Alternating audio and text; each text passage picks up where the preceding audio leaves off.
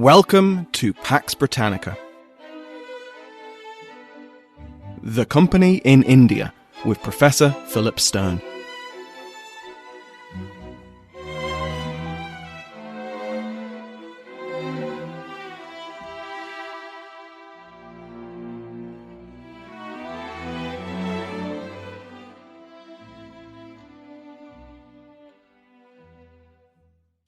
Welcome back to Pax Britannica. I'm your host, Dr. Samuel Hume. Today I'm doing something slightly different. This episode is an excerpt from an interview I had with Philip J. Stern, Professor of History at Duke University, as part of my research for Winds of Change, which I am still working on, I promise. Professor Stern has published two essential books on the British Empire, The Company State and Empire Incorporated, which both tell the story of how the British Empire was built by companies like the East India Company. The full interview will be released on the Winds of Change feed in due course, where you can also hear Professor Stern and other contributors discuss the early British Empire in Asia. The excerpt picks up after I've asked Professor Stern what argument he was trying to make with these books. I wrote a book called The Company State, which was a history of the East India Company, which was essentially premised on the idea that for the longest time, almost since it happened, the way the story of the British Empire had been told in India, the way the story of the British Empire in India had been told was that there had been this company, the English East India Company, which was one of a number of European East India companies that was founded in 1600 through the 17th century, had been a kind of commercial body that, for a variety of circumstances, but usually explained as a kind of accident or happenstance, or had sort of fallen into empire in the middle of the 18th century in India. And there's various reasons for that, and we can talk about them more if you want. And I was dissatisfied with that narrative for a variety of reasons. And as I looked more closely into it, I found that the East India Company, for its first 150 years, was far from just a commercial body. It, in one level, by the very act of participating in global commerce and trade and exchange in a world that understood religious, ethnic, and racial difference as being almost civilizational in its importance, that actually the very act of trade itself was a political act and an act that required governance. But in a very practical sense, to trade at that kind of distance, the East India Company needed stations, trading posts, which were known as factories at the time, and that evolved into a system of essentially sovereign city-states, places like Bombay, current Mumbai, or Madras, current Chennai, that were essentially company-governed cities or towns, depending on how you look at it. The company's leadership spoke in the languages of political thought and of philosophy. They talked about questions of justice and obligation and obedience, where we would definitely not agree necessarily with their definitions of those concepts. They were thinking in very much political terms, not just in terms of profit and loss as we had thought about. So that book essentially made the argument that the East India Company didn't suddenly turn into an empire in the middle of the 18th century, but it laid the groundwork for the territorial expansion that happened later in its first 150 years. In writing that book, I came to think about another layer to that argument, which was that not only did the East India Company or East India companies, or a variety of companies that did the work of colonial expansion, need to be political and think about how to govern as part of what they did, but that actually the corporation itself as a legal form was inherently a kind of political and legal instrument or entity. It emerged in the medieval period as a way to organize governance inside the church, as well as inside of larger territorial empires, particularly around municipalities and municipal corporations. And it sort of only laterally was applied to what we may think of as business enterprises in the 16th and 17th and 18th centuries. And so in that book, I thought a little bit about the East India Company being a corporation kind of made it inherently political, or put it in this kind of legal and intellectual lineage of a kind of political body. So I finished that book, actually thought about transforming my work into thinking about urban spaces and the ways in which the urban corporations spread around the British Empire. But the more I looked at it, it's like one of those phenomena you've almost anybody who's listening to this has probably experienced. You learn a new word, and then all of a sudden you see that new word everywhere. It's as if that word that had never existed before is just in every sentence you can see. And the same sort of thing happened to me. All of a sudden, I started to realize that, and I had known, of course, about other companies, and that had been kind of the context of the East India Company. We know about the Royal Africa Company, the Hudson's Bay Company, and it's these large kind of colonial territorial companies that people tended to write about when they wrote about this kind of business imperialism or colonialism. But I wanted to stress test the idea of, like, was the East India Company an anomaly? What was this phenomenon I had been thinking about? And then as I started digging, it was just remarkable how much the history of the British Empire and of other European empires as well was driven not by state enterprises per se, but by what you might think of anachronistically as private enterprise, though many of these companies thought of themselves as doing public work. And it wasn't just the big territorial, what I called in my first book, company state, and or other people have called company states as well. But it was just a flood of corporate bodies or joint stock companies, and those are the two categories I trace in this new book, that really fueled and directed settlement, migration, and governance abroad in the Americas, in Asia, in Africa, in competition with one another, and in cooperation with one another. So this has been basically, as I started to get into it, and I kept digging, this was what became this new book, Empire Incorporated, which is a 400-year survey of the role of joint stock corporations in fueling and shaping and governing the British Empire. In it, I also gesture towards a number of other non-state bodies besides the Joint Stock Corporation. The book it's not saying that the Joint Stock Corporation was the only body that was involved, but it's trying to paint a much more textured and nuanced vision of how empire happened. And so to your question about how, what I would like people to take from it, I mean, there's a couple of things. One is that it comes from years of teaching and talking about the history of empire, where I want people to get a sense that we have a habit of talking about empires as if they're, with singular nouns doing the action. Britain does this, France does this, the United States does this. But of course, anybody who thinks about that more closely will realize those are very complex institutions and societies with lots of moving parts.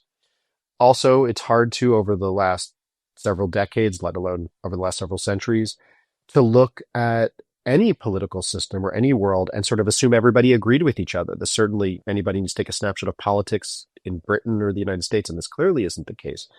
So I also wanted to show that there were lots of these competing elements that as I say in the book, empire was a little bit more of a cacophony than it was a concert.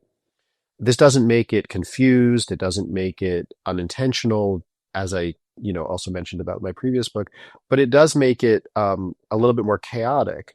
And that I think helps explain why empire was also so pervasive, potentially so violent, that it tells you a great deal about how empires work and how empires happen.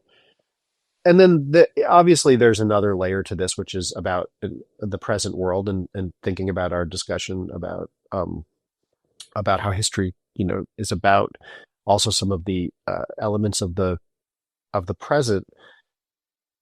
It was hard. I was trying to think a little bit about how do we think about corporations today and understand their outsized role in shaping the way we live our lives. You have companies, global corporations around the globe that still take on functions of governance, or if they don't govern in the way we're used to them governing, they, of course, have great influence and power, sometimes greater than states, and sometimes in conjunction with states, and sometimes in conflict with states. And so it's part of my just overall interest in how we need a much more complex and textured understanding of where government is located, everything from, say, privatized prisons or privatized public services to the role of companies like Facebook or Google in the modern world. This is not to draw simplistic or facile analogies to the past. It's just to sort of open our eyes to the fact that if we assume that governments are the only bodies that govern, we're missing a whole dimension to how our lives in the modern world relate to various forms of political power. What was it about the East India Company, the English East India Company, that made it so special? Or was it special? Was it a normal company? What made it different from its competitors and from its predecessors? That's an excellent question. I mean, I think as every frustrating historian will say in answer to a question like that, it would say, I'll say yes and no, or it's a little of both. And I talk about this a bit in my new book, in Empire Incorporated, that the East India Company was in one sense very typical of its moment. It was, in some sense, the culmination of a long history in the 16th century. So to go back, the East India Company was often is said to have been created or chartered on New Year's Eve 1600. So really launches the 17th century for British colonial expansion and commercial expansion. But its history really goes back much earlier. One of the points I try to raise in Empire Incorporated is that we tend to think about these chartered corporations, and that is a corporation that is created before the advent of parliamentary and administrative forms of incorporation in the 19th century, the kind of that many listeners will be familiar with today, where you go to a registry office, fill out some paperwork, and you're able to make a corporation. Before the middle of the 19th century, the way you made a corporation, mostly, there are some exceptions, was by receiving a charter or letters patents from the crown. And these charters often came with certain kinds of immunities and rights. And there's a real debate about whether a charter is in fact a law or it's actually an exemption from particular forms of law. For example, it would give a kind of blanket permission to a group of people participating in this institution, in this corporation, rights that other people wouldn't have. For an overseas corporation, it would involve perhaps leaving the realm without permission, or being able to export or import specie, or do certain things that were otherwise more problematic for an individual or private citizen subject. Excuse me. So the East India Company, as a chartered corporation, goes back into a tradition not only of many other overseas companies, particularly in the Atlantic world in the 16th century, but it also goes into a deep tradition of incorporated cities and municipalities, of church bodies, of guilds, for example, which were also, many of which were, in a sense, corporate bodies. And so in that sense, it's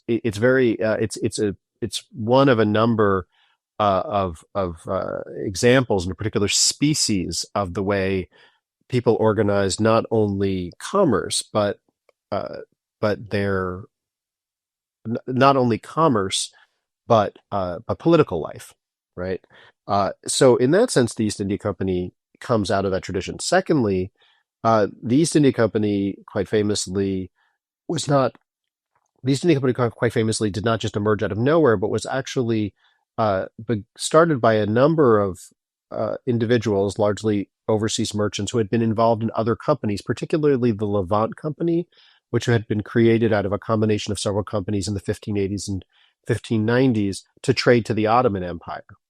And so prior to the East India Company's creation, actually there were a number of companies that and private individuals that had been trying to trade and contact the East Indies, as they thought of it, which is the sort of vast expanse of Asia, through other means, either through the Mediterranean and the Middle East, and in other forms. And so a lot of the East India Company, which was created in a sense to compete with and follow the patterns of the Portuguese expansion into India in the 16th century, and as well with a bunch of new individual East India companies that had arisen in the different states of the Netherlands, which themselves combined in 1602 to become what we know as the Dutch East India Company. Uh, this was a company that essentially was created to start to try to find a maritime route to India around the Cape of Good Hope, uh, uh, or in other ways. And let me explain that. Um, the the sorry, Sam, I lost my train of thought here. But the third way in which the East India Company comes out of a long tradition is that from the very beginnings, and this will be familiar with anybody who knows some of the old, maybe probably in some of the old, certainly certainly mythical stories about Christopher Columbus or early expansion of Europeans. From the very beginning, European attempts to reach and settle even in the Americas were really fundamentally, at least in one major way, about trying to find routes to the East Indies. Mostly not India as you think of it today, but East Asia and Southeast Asia and Indonesia, what we think of today, the so-called Spice Islands. Um, and so finding these routes to India, particularly through what were known as Northwest and Northeast passages, the idea that you could go across near the poles and reach Asia, fueled enterprises, including the first major joint stock overseas company that came out of England, which was ultimately came to be known as the Muscovy Russia Company, which essentially governed for a century over uh, English contact with Russia. But when it started, it was actually a company that was created to try to find new trades around the globe, but primarily to try to reach Asia. And it just happened to be that it tried to go to Asia via what they thought of as a Northwest Passage and couldn't make it and ended up in Russia. And so the East India Company is a culmination of a century of efforts, if not longer, to do this, right? So that's why the East India Company is essentially, in a way, typical. What makes it rather anomalous, or what makes it unique, uh, is that it was, on the one hand, much larger. It was a remarkable collection of people, over 100 people at first, over several hundred people in its among its early subscribers and shareholders, and its ability and its ambition to go much further into the East Indies than, say, some of these other companies which were looking at settlements in the Atlantic world or something like that. And over time, its relationship over time um, it grew much larger than it even was at first. So its first initial voyages, were limited in time, but over time, the East India Company became a much more permanent and established corporation with a permanent capital stock that is, say, a permanent investment rather than investment per voyage, and it became much more. And it just grew in extent. The other difference is that it was engaging with empires that the Europeans had a different way of thinking about than the empires of, say, the Atlantic world or of Africa. And it was entering into a world in which European theorists and as well as practical politics had to engage with places with political bodies like the Mughal Empire in different ways than elsewhere in the world. And this, of course, shaped how the East India Company developed and grew over time.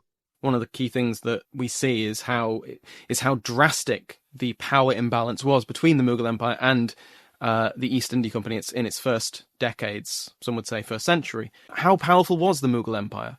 Very powerful. Um, the Mughal Empire itself is, like all empires, not a single thing and a very uh, complicated body with lots of moving parts and lots of interests. And so it's very again, speaking about the Mughal Empire, even like the British Empire as one thing maybe undersells its complexity. But with relation to the question of, say, the coming of Europeans, it was not possible for Europeans to come to places like India. And again, keep in mind that India was not necessarily the primary goal in these early East India Company voyages or even the predecessor to the East India Company, but soon became so, or became a great focus. One couldn't settle, for example, a trading uh, house or trading factory, even be present in some of the most powerful coastal trading ports that were under Mughal control without permission and without some kind of grant or license from either the Mughal emperor and the court or local governors who were empowered to make those kinds of arrangements. Also want to point out that it's very important to remember the Mughal Empire is not the only political body or the only polity on what we think of now as the South Asian subcontinent. There are lots of other uh, uh, political. There are lots of other polities and you might think of today as countries or nations, although I think it's probably a problematic way to think about it at the time, that are there both in alliance and conflict with this empire. So in the East India Company's first century, from 1600 to 1700, the Mughal Empire itself is aggressively and radically expanding through South Asia and places we think of now as part of Central Asia, say like Afghanistan and places like this. And uh, so the East India Companies, the English as well as these other Europeans, are entering into a very complicated and at times contentious political ecology and political tapestry in which they are inserting themselves as not necessarily initially major players, but they eventually become part of these different shifting alliances and conflicts. And in that sense, so the East India Company really, this is not this is another one of these very interesting and important things to remember about empire, that Europeans don't just show up and immediately have the kind of power that they might aspire to. And so most of the Europeans, both because of this kind of power of these existing empires, but also because of the nature of their commerce and trade, were largely confined to coastal enclaves, islands, and port cities, rather than making any kind of inroads into interior empires other than trading posts or diplomatic missions to, say, the Mughal court, which itself moved around a lot, and they often had to find themselves catching up to it and figuring out how to navigate the complicated politics there. So yeah, so the Mughal Empire not alone in this in this world of competing and coinciding empires was a serious political institution that the English East India Company took seriously and had to take seriously and had to understand. So one of the arguments I make in The Company State, my first book, and something I think is really important to remember, is that as a corporation and as an existing institution, the East India Company was not just reliant on charters and grants and authority that it got from the English crown, but actually very much depended on accumulating and defending what it saw as rights, contracts, licenses, and even instruments that the English tended to think of as charters, but of course in the Mughal uh, Mughal political language were very different than what the English thought of as legally as a charter, but grants and forms of authority from non-European sovereigns, and that was very critical to both keeping the East India Company safe, but also allowing it certain privileges to move through territories, to trade, say, without customs, to make coins or to use coins. Very fundamental things that were fundamental to business as well as to controlling people. So I want to ask you about a very particular one of those diplomatic contacts, which is the mission of Sir Thomas Roe. Could you describe to the listeners what his objective was and why did his mission matter so much to the EIC?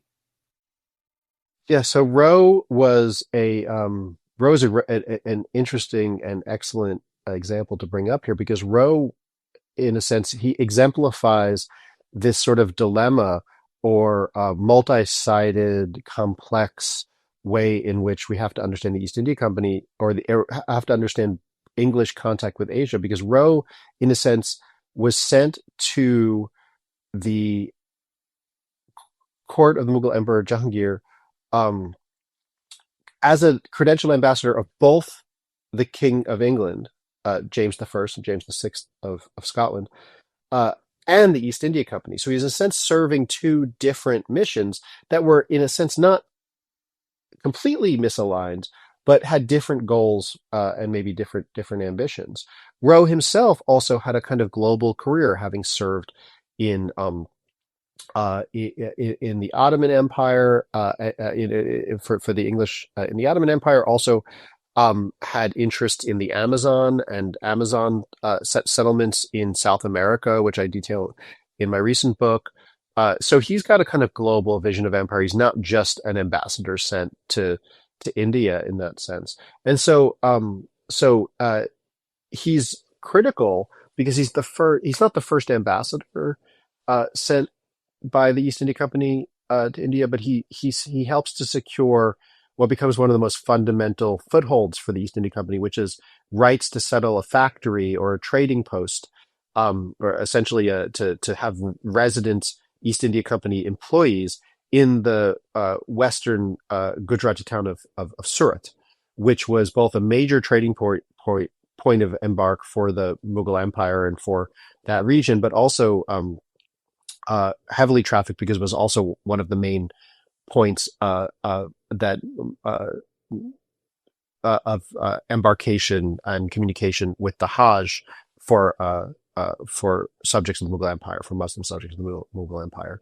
So it was a very busy, very powerful, very important town, and having a foothold there was really critical. And eventually, decades later, would have a lot to do with the creation of an English colony at Bombay, which then is now modern day Mumbai. So there's a number of different ways in which Roe is important in sort of establishing and laying the foundations for English rights to trade in the Mughal Empire, and also for shifting the East India Company's attention to India when it had, in a way, and continued to be in a way, previously focused on what we might now think of as Indonesia and Southeast Asia, but also in sort of allowing for that foothold. Roe also, had a lot to do with shaping some of the ideas about India for people back home. He wrote home a lot. He wrote, although it wasn't published until much later. He wrote a very famous diary that has a lot of people, and including some very recent excellent work, have looked at more closely than I have. But it was a very a pivotal moment. I also do want to stress, and other scholars have also stressed this, Roe gets a lot of attention, but he was one of a number of envoys that the East India Company sent to the Mughal court over its first several decades, and envoys it sent to other courts and other empires around Asia. So we'd also do well to remember he's part of a bigger context of how the East India Company was not just a company as we might think of it, but did work that you might think of as diplomacy, which we often associate with governments. One of the other interesting things is Roe would be the last royally credentialed ambassador until an ambassador sent in the 1690s called William Norris. And so the East India Company would continue to do a great deal of diplomacy, either through people thought of as envoys, or people or actually through agents, Mughal agents or other South Asian agents that it would hire to lobby and negotiate for it at the Mughal court. But it would be, a good 70 or 80 years before another ambassador went with royal letters and credentials, and that was a much more complicated situation, which we can get into if you want. So he's also pivotal in the sense that he's not repeated again for almost a century.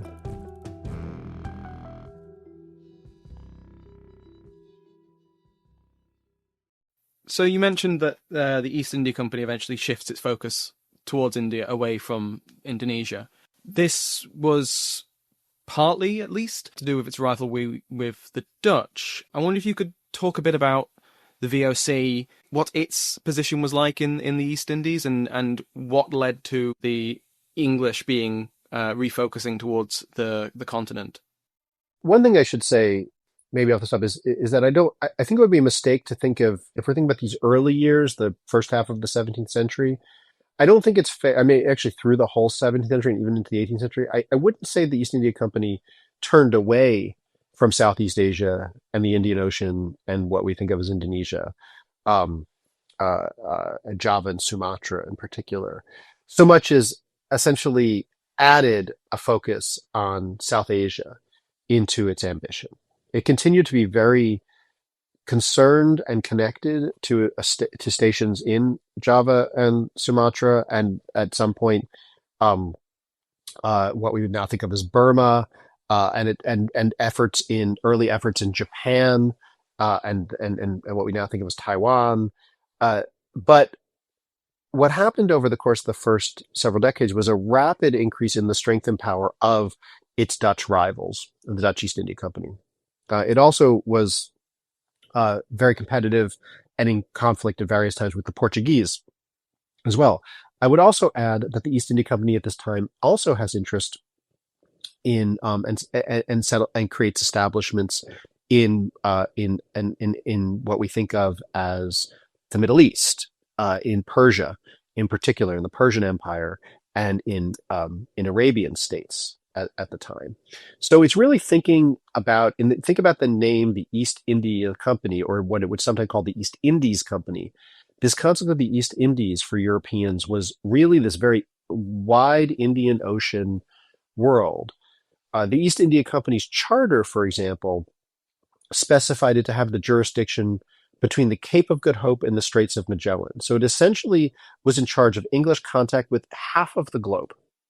And this was very similar to the way the Dutch and the Portuguese enterprises were structured. But to get to your question, the Dutch East India Company mobilizes a great deal more capital and military power over the course of the first decades of the 17th century, and in many respects manages to make inroads into the East Indies, particularly in Southeast Asia and Indonesia, and essentially outpaced the English company in those places. So the East India Company, one of the arguments or one of the ideas of why the East India Company looks to South Asia is because it's a kind of shutout of where it really wants to be in Indonesia. And probably the most famous and notorious turning point in that experience was, of course, the was what's known as the massacre at Amboina in Java, which has been the subject of a couple of recent new books, one by Alison Gaines, one by Adam Clulow, which could tell the story better than I could. But essentially, the story there, for those who don't know about it, is that there's the Dutch effectively engineer a coup that leads to the execution of English factors and Japanese employees and representatives, merchants at in a place called Ambon in Java, and this essentially expels the English from that region. This becomes a great controversy. It actually is a story, as Alison Gaines shows in her book, that's retold for centuries as a story about the way the Dutch did their business in the East Indies. But it was, of course, a very charged story, especially once the English fight the Anglo-Dutch Wars in the second half of the 17th century. But it's an example, it's maybe the most notorious example of a series of moves where the Dutch East India Company insinuated itself in alliances with sultans and sovereigns around that region that allowed for them to essentially corner the market there. And so the East India Company, in essence, starts to look to South Asia, where the Dutch are also very interested and connected, both for, say, sources of pepper as well as sources of textiles, as well as just bases from which they could expand, again, to stations in across the Indian Ocean world. The English, lest you start to think of them as victims in this situation, do a very similar thing to the Portuguese in Hormuz in the 1620s as well, essentially making a local alliance to kick the Portuguese out of the area violently. And this is a lot of the posturing that's been going on for several decades across the 17th century. So the East India Company starts to get a foothold into South Asia, both in Southwest and Southeast. What we think of today as India, but as I mentioned before, is really not one place or one state at the time, and then continue to develop their interests there, and eventually by the 1650s, 1660s, and 1670s are deeply invested in, again, textile trade, spice trade, and a variety of commodities, as well as, of course, the implications of people settling in those places underneath their control as well. Fantastic. Paint us a picture, if you can. What did company rule in these small in these outposts, in these trading factories? What did that look like? What did they do? Did they mint money? Did they build fortresses? Did they raise armies? What was company life like? Yes, the answer to your question is all of those things. So we should distinguish perhaps between what we might think of as factories, which again doesn't mean a kind of industrial enterprise, although the words are related, but it's a trading post or a settlement inside of another jurisdiction or a trading town or something, where one would house and run the operations of your representatives, or what were known as factors. So that's where the word comes from. The factory is the location for the East India Company's factors. We also had factories in other places, like, say, the Levant Company's stations in the Ottoman Empire. So a place like Surat or other places around South Asia, or what we talked about before in Amboina, or what later would be in other places around the Indian Ocean world, the East India Company would have factories which essentially were there inside of stations, inside of cities and regions that were under the government of, say, the Mughal Empire or of another political entity.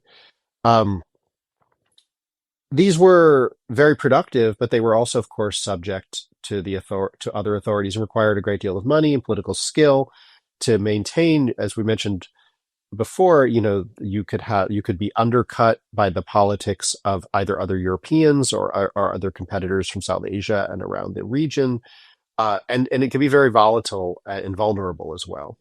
So over time, the East India Company, like the other East India Companies and other Europeans, became interested in having much more independent bases of operation, if you want to think about it that way. So the first of those was, of course, the Portuguese, who from the very beginning tried to establish their own independent places. And probably the most well-known and center of the Portuguese Estado de India, or State of India in these days, was Goa.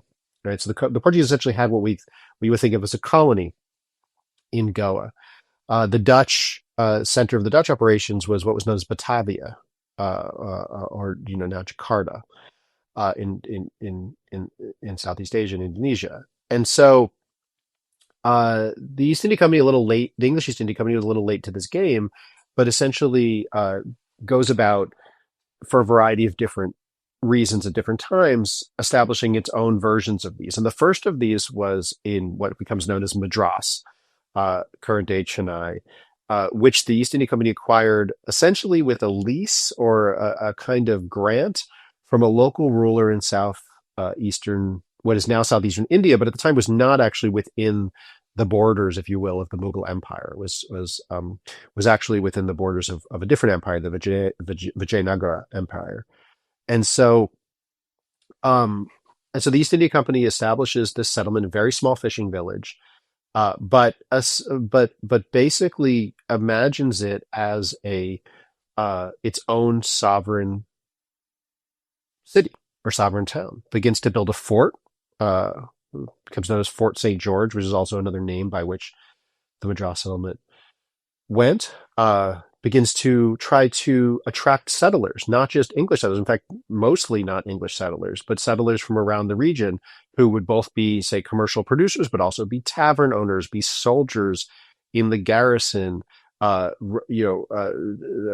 administer their communities, and eventually Madras grew to actually have be a kind of segregated town. It had what it would known as the Christian town or the Gentoo town, the other sort of word for Hindu, or Gentile, really. But eventually became as over time racialized into the white town and the black town. In the 16 in so the East India Company, essentially from the 1640s on, had its own town to govern and had to think about all of the things you just mentioned, all the things you had to do when you govern a city. The Madras made coins that had to circulate. That it had to make laws to govern over people. It had to have a prison. It had to have a government, which was at first the East India Company's government, but by the 1680s, the East India Company actually led an effort to incorporate the town of Madras as a municipal corporation along a kind of European style. And so the corporation, in a sense, became in charge of a corporation, if that makes sense. A kind of incorporated city inside of the corporate East India Company, which is a very interesting layer to this kind of corporate identity. And other places followed. Bombay in the 1660s under a very different set of circumstances. Madras was Madras was settled on the foundation of a lease or grants from a local sovereign. Bombay actually had been claimed by the Portuguese, but in a very famous story was given or granted to the English King Charles II upon his marriage to the Portuguese Princess Catherine of Braganza.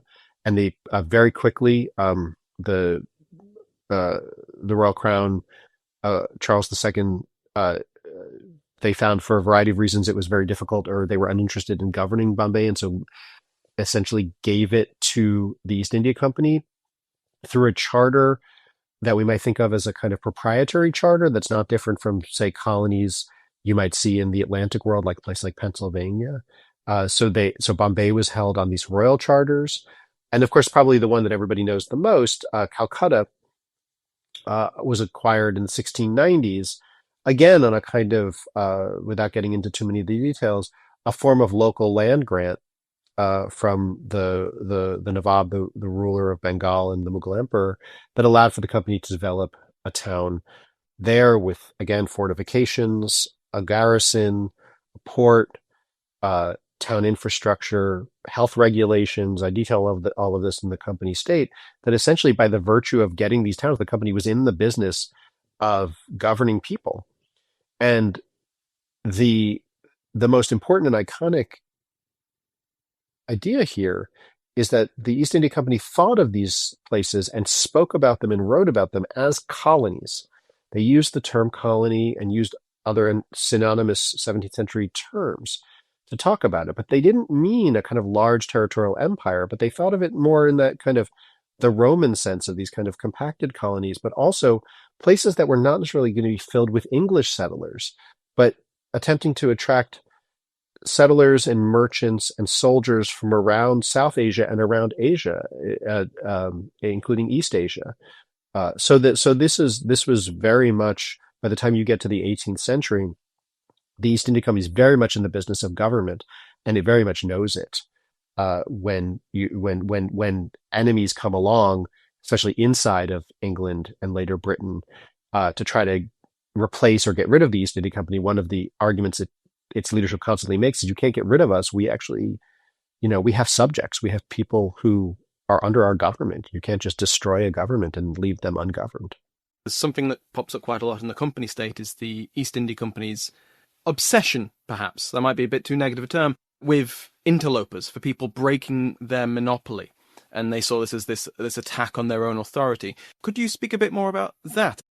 One of the interesting things, and I think it's actually also a theme that, in a very different way and in a much broader a much broader tableau is underneath my most recent book, Empire Incorporated, as well, is that for the East India Company, for all of the conflicts and all of the competition we have talked about with the Dutch or the Portuguese or Mughal authorities or Persian authorities, probably the greatest threat and concern for the East India Company in the later half of the 17th century, at least, and into the 18th century, were other English subjects who wanted to be in the East India business in some way. The East India Company, like many other uh, uh, people of the time, would call, as a general umbrella term, call these people who wanted to trade or even be in the East Indies without the East India Company's permission, in violation of its supposed chartered rights to be the only body that controlled the trade and traffic to Asia. They would call these people interlopers, right? They were interloping, or intervening, or interposing themselves on the company's rights. This to the company was essentially a slippery slope towards complete disorder and anarchy. And they had a zero tolerance policy for interlopers officially. In practice, of course, you can imagine that there were many exceptions, many local arrangements, many alliances on the ground that were not quite the way the company's government in London would like things to have gone. And so the company was deeply concerned about interlopers, and increasingly there were more and more of them.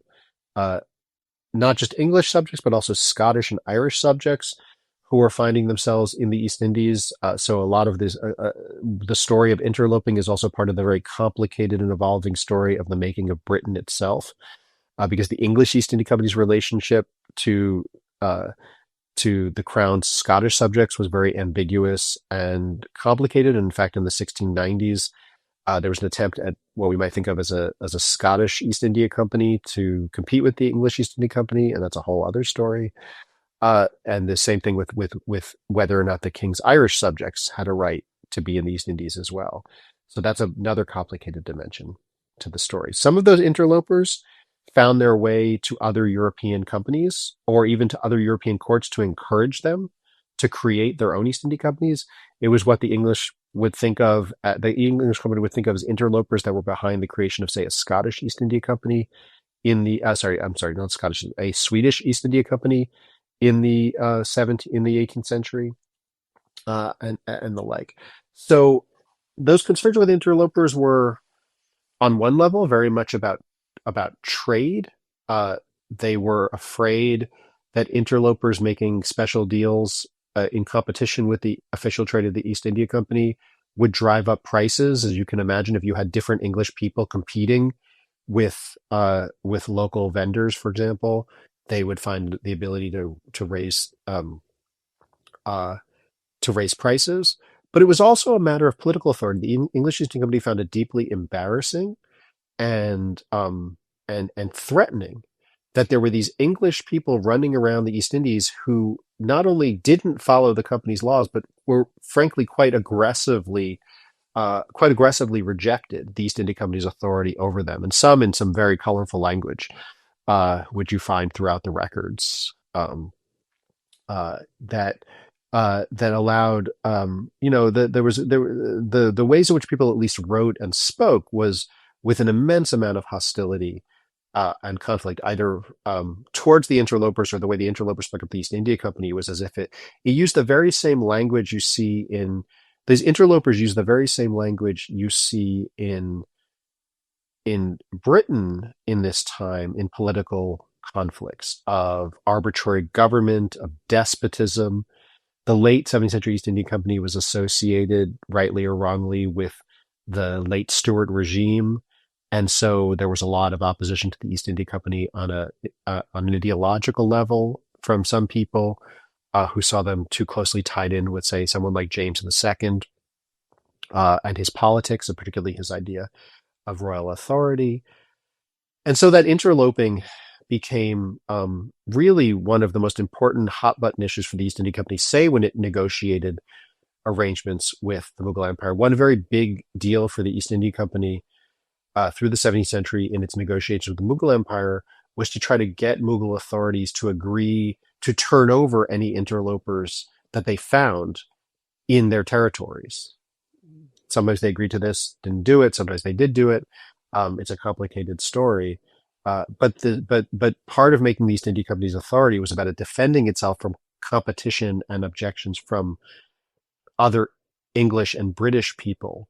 I'll add one more element to this, which is that there's very much a question of religion, and there was a religious dimension to this as well. The East India Company saw itself, and its leadership saw themselves, and certainly argued that they were a critical institution to protecting Protestant Englishmen in this world of what they called the world of the infidel. I mean, these were the civilizational languages I referred to earlier, and that they spoke in. And interlopers they saw they at least argued, were dangers to the souls of Protestants in this foreign world. And this is laden with all kinds of racialized and ethnically prejudiced kinds of languages and understandings of maybe some willful misunderstandings of how things worked in the East Indies, but it was the language in which they spoke, it was the political language in which they sort of rallied support against interlopers, who could be tried in English courts for violating the East India Company's monopoly, as some called it, but also would be captured in Asia and tried there as well. The East India Company actually created its own what they called admiralty courts to try to collect evidence and prosecute these interlopers, which leads, of course, to the last point, which is that, and this might be the easiest way to illustrate how seriously the East India Company took